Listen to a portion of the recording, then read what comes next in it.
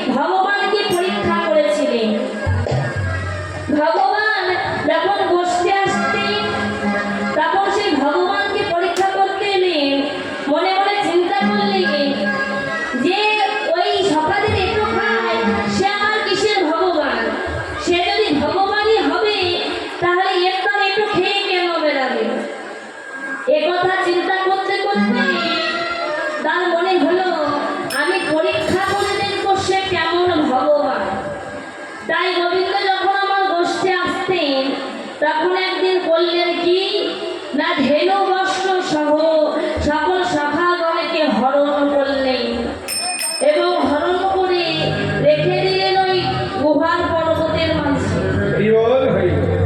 ব্রহ্মা মনে মনে চিন্তা করছে, এবার দেখবো সে কেমন ভগবান। ভগবান দেখলেন ব্রহ্মা এমন কাজ ঘটিয়েছে, কোনো শাখা নেই, কোনো ধেনুবস্ত্র নেই, কিন্তু তাই ভগবান আমার নিজে আমার সখাগণ এবং ধেনুবস্ত্র সৃষ্টি করলেন এবং সৃষ্টি করে আবার যখন খেলায় বিভোর হলেন তখন কি করলেন? ব্রহ্মা আবার দর্শন করলেন যে কি ব্যাপার, আমি তো সখাগণকে হরণ করেছি, ধেনুবস্ত্রগণ হরণ করেছি, তাহলে এখানে সখাগণ এলো কি করে, ধেনুবস্ত্রগণ এলো কি করে? একবার দেখে আসে, সেখান থেকে আবার ছাড়া পেয়ে চলে এলো। ছুটতে ছুটতে গেল, ছুটতে ছুটতে গিয়ে দেখে না তো ধেনুবস্ত্রগণ রয়েছে, রাখালগণ রয়েছে। আবার সেখানে ছুটতে ছুটতে এসে দেখছি না গোবিন্দ তো সখাগণের সঙ্গে খেলা খেলছে, ধেনুবস্ত্র চালু করছে। যতবার হরণ করি ভগবান ততবার সৃষ্টি করে। শেষে ব্রহ্মার না পেরে তিনি বুঝতে পারলেন না আমি অহংকারের বশে ভুল ভেবে ফেলেছি।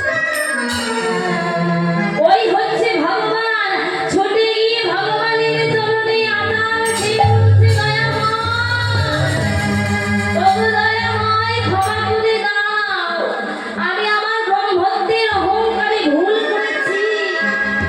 আমি ভেবেছিলাম তুমি ভগবান, কিন্তু তুমি প্রমাণ করে দিয়েছো তুমি হলে স্বয়ং ভগবান।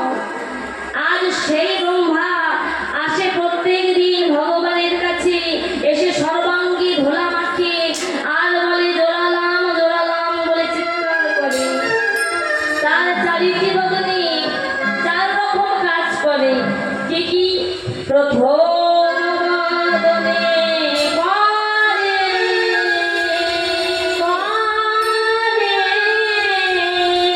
বেদোধায়, দ্বিতীয় বদনে করে সৃষ্টির পালন, তৃতীয় বদনে তার হোতা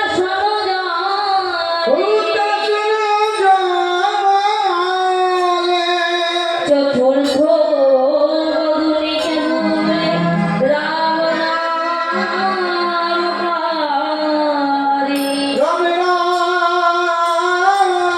করে। চারিটি বদনে চারিটি কাজ।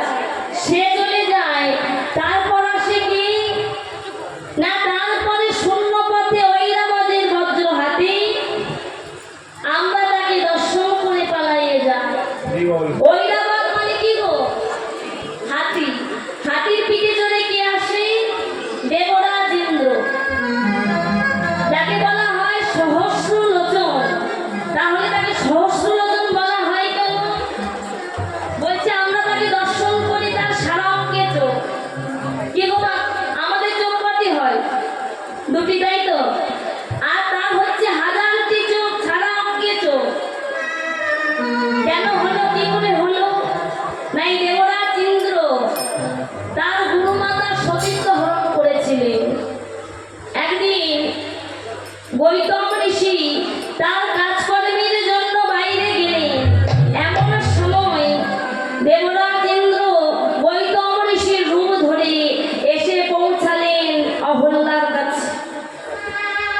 অহল্যা চমকে উঠলেন, নাকি স্বামী তো এই মুহূর্তে বাইরে গেল, তাহলে সঙ্গে সঙ্গে কেন ফিরে এলো? তার মনের মধ্যে কিছু একটা চলছে। জিজ্ঞাসা করছে, স্বামী গো, তুমি তো এই মুহূর্তে গেলে, তুমি এখনই ফিরে এলে কেন?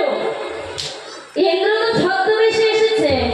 কোনো কথা না বলে অহল্যার হাতে ধরে অহল্যাকে টানতে টানতে নিয়ে গিয়ে অহল্যার সঙ্গে মিলিত হলেন।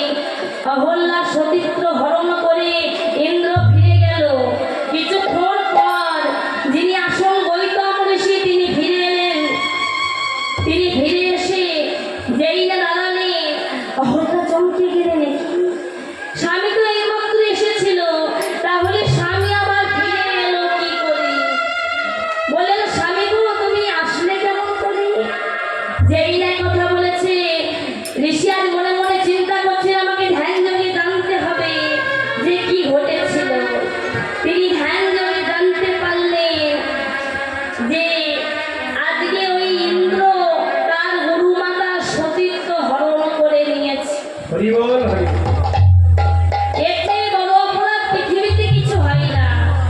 যে গুরুমাতা সতীত্ব হরণ করে তাকে চরম শাস্তি পেতে হয়। চিৎকার করে উঠলেন, হল্লা তুমি এ কি করেছো? ওটা আমি ছিলাম না, ওটা ছিল ইন্দ্র। ছি হল্লা, তুমি তোমার নিজের স্বামীকে চিনতে পারলে না? তুমি স্বামীকে চিনতে না পেরে তুমি তোমার সতীত্ব নষ্ট করলে। শোনো, আমি তোমাকে অভিশাপ দিলাম, তুমি পাষাণীতে পরিণত হয়ে যাও, হয়ে যাও, হয়ে অহল্যা চিৎকার করে বলছে, না স্বামী, এই অভিশাপ দেবেন না, আমি ভুল করে